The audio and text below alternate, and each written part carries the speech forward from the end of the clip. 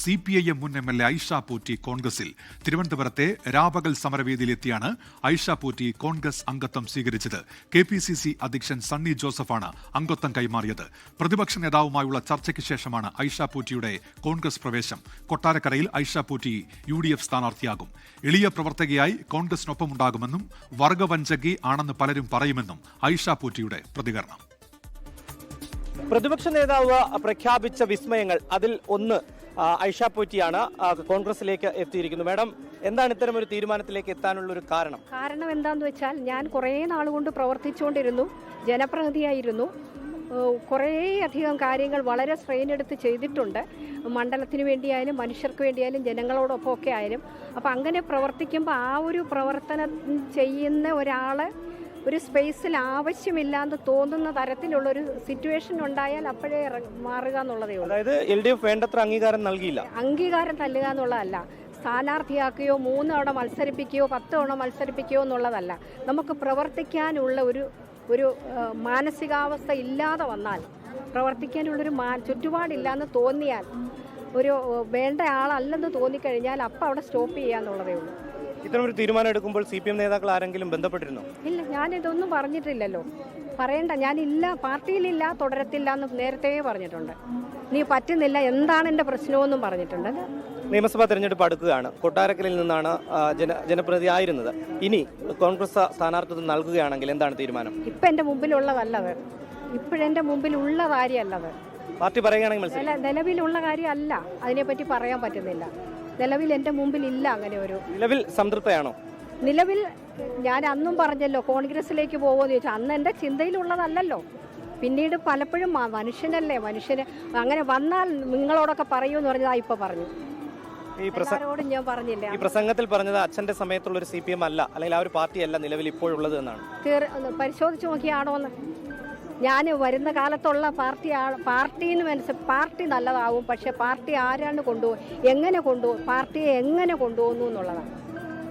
അതാണ് പ്രശ്നം. അത് നിങ്ങളൊക്കെ ഇവാലുവേറ്റ്. ക്യാപ്റ്റൻ ശരിയല്ലെന്നാണോ? എന്നൊന്നും ഞാൻ പറയത്തില്ല.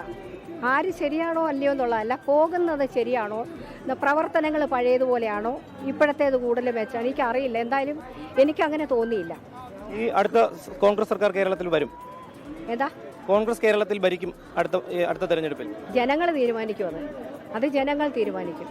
ജനങ്ങൾ ആ മണ്ടരൊന്നുമല്ല, അവർക്കെല്ലാം അറിയാം. അവർ തീരുമാനിക്കും ആര് വരണം. എന്തായാലും ഐഷ പോറ്റി കോൺഗ്രസിലേക്ക് വന്നത് വലിയ സംതൃപ്തിയോടെയാണ് എന്നുള്ളതാണ് 24-നോട് പ്രതികരിച്ചത്. ശ്രീധർ, 24 തിരുവനന്തപുരം. എതിർചേരിയിലുണ്ടായിരുന്നപ്പോഴും ആദരവുള്ള നേതാവെന്നാണ് കോൺഗ്രസ് നേതാക്കൾ ഐഷ പോറ്റിയെക്കുറിച്ച് പറയുന്നത്. LDF ക്യാമ്പിൽ നിന്നും പ്രതികരണങ്ങൾ വരുന്നുണ്ട്. സ്ഥാനമാനങ്ങൾക്കുള്ള ആർത്തി എങ്ങനെ മനുഷ്യനെ വഷളാക്കും, അതാണ് ഐഷ പോറ്റി ഇപ്പോൾ വ്യക്തമാക്കുന്നത് എന്നായിരുന്നു മുൻ മന്ത്രിയും CPIM നേതാവുമായ J. മേഴ്സിക്കുട്ടിയമ്മയുടെ പ്രതികരണം. വർഗവഞ്ചനയെ നേരിടാൻ ജില്ലയിലെ പാർട്ടിക്ക് കഴിയുമെന്നും J. മേഴ്സിക്കുട്ടിയമ്മ.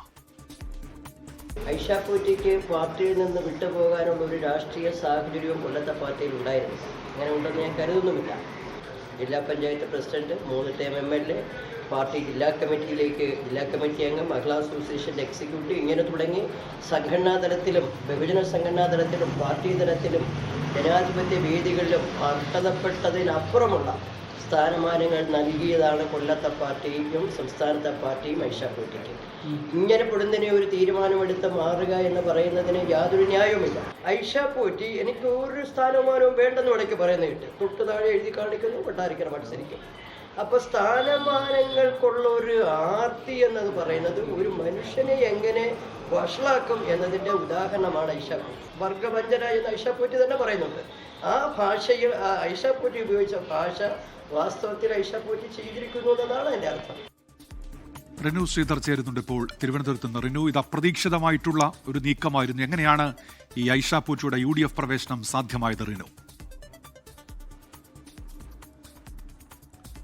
ഉന്മേഷ്, ഇന്ന് രാവിലെ തിരുവനന്തപുരത്ത് നടക്കുന്ന കോൺഗ്രസിന്റെ സത്യാഗ്രഹ സമരം ലോക്ഭവന് മുന്നിൽ അവിടെ വെച്ച് പ്രതിപക്ഷ നേതാവ് മാധ്യമങ്ങളോട് സംസാരിക്കുമ്പോൾ പറഞ്ഞത് വിസ്മയങ്ങൾ ഉണ്ടാകും, നിങ്ങൾ കാത്തിരിക്കൂ എന്നുള്ളതാണ്.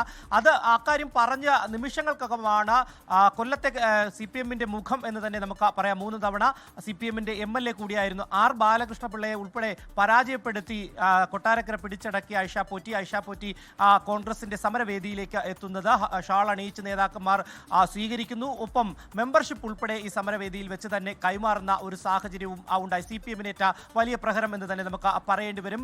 CPM-ന്റെ LDF-ന്റെ നേതാക്കളൊക്കെ തന്നെ സ്ഥാനമാനങ്ങൾ മോഹിച്ചു പോകുന്നു എന്നൊക്കെ പറഞ്ഞ് പ്രതികരിക്കുമ്പോഴും ഒരു തരത്തിലുള്ള സ്ഥാനമാനങ്ങളും താൻ ആഗ്രഹിക്കുന്നില്ല എന്നുള്ളതാണ് ഐഷ പോറ്റി പറഞ്ഞത്. പക്ഷേ പഴയ ഒരു CPM അല്ല ഇപ്പോൾ നിലവിലുള്ളത്. പാർട്ടി പഴയതാണെങ്കിലും പാർട്ടിയെ നയിക്കുന്നവരുടെ രീതി ശരിയല്ല എന്നടക്കമുള്ള പ്രതികരണങ്ങളാണ് ഐഷ പോറ്റി 24നോട് പറഞ്ഞത്. വലിയ രീതിയിലുള്ള ഒരു ഇടപെടൽ കോൺഗ്രസിന്റെ ഭാഗത്ത് നിന്നുണ്ടായി. നേരത്തെ തന്നെ ഉമ്മൻചാണ്ടിയുടെ അനുസ്മരണ പരിപാടിയിൽ അടക്കം പങ്കെടുക്കുന്ന ഒരു വിവാദം ഉണ്ടാകുന്നു. അന്നടക്കം ഐഷ പോറ്റി പറഞ്ഞത് താൻ കോൺഗ്രസിലേക്ക് പോകുന്ന കാര്യത്തിൽ തീരുമാനമെടുത്തില്ല, ഉമ്മൻചാണ്ടിയോടുള്ള ബഹുമാനം അർത്ഥം ആ പരിപാടിയിൽ പങ്കെടുത്തതാണ് എന്നുള്ള ഒരു വിശദീകരണമൊക്കെയാണ് അവർ നൽകിയത്. പക്ഷേ അതിനുശേഷം 2-3 ദിവസങ്ങൾക്കകം കൊടിക്കുന്നിൽ സുരേഷിന്റെ നേതൃത്വത്തിൽ 2-3 ദിവസങ്ങൾക്ക് മുമ്പ് വലിയ രീതിയിലുള്ള ഒരു ചർച്ച, ഒരു ഇടപെടൽ നടന്നു എന്നുള്ളതാണ് നമുക്ക് മനസ്സിലാക്കാൻ വേണ്ടി കഴിയുന്നതും. അക്കാര്യം പ്രതിപക്ഷ നേതാവ് അടക്കം സമ്മതിക്കുകയും ചെയ്തു. ഈ ഐഷ പോറ്റിയെ കോൺഗ്രസിലേക്ക് എത്തിച്ച കൊടിക്കുന്നിൽ സുരേഷിന് ആശംസകൾ അർപ്പിക്കുന്ന, നന്ദി പറയുന്ന ഒരു സാഹചര്യമൊക്കെ തന്നെ അവിടെ ഉണ്ടാവുകയും ചെയ്തു. എന്തായാലും നിലവിൽ ഇപ്പോൾ